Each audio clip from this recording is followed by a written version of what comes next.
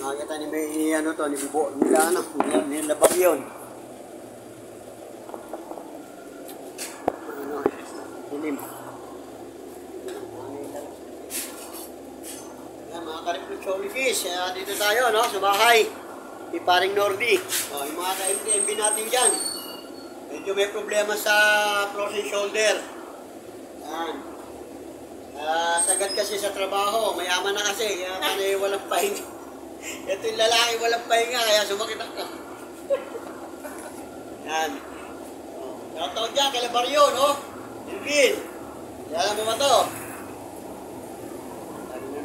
Lagi na natin. Namapala na, ano pala sila.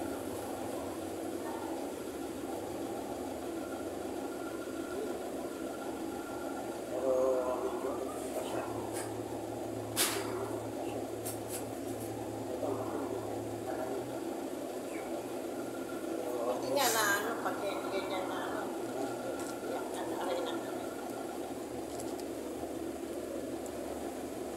Sa mga kasama natin dyan, no?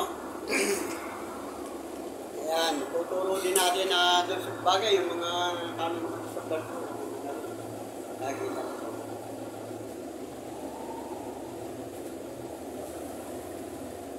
Pero ilang buwan din nga hindi ko nakita yung ulat mo Baka nawala yung ano, kasi marami rin ako. wala nung yan nga nagkasakit ano ito. Pero nag-message pa ako sa'yo nung Oo, natatanggap ko yung message mo.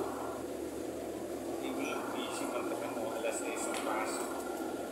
Tapos diretso na minsan, diretso na kami lawag, diretso na kami ng napare. Oo, grabe yun. Pagdadrive.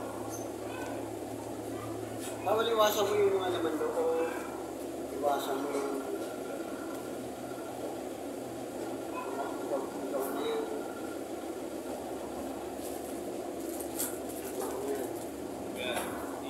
pwede ka sa ano, mga nilagang pata para yung collagen makuha mo.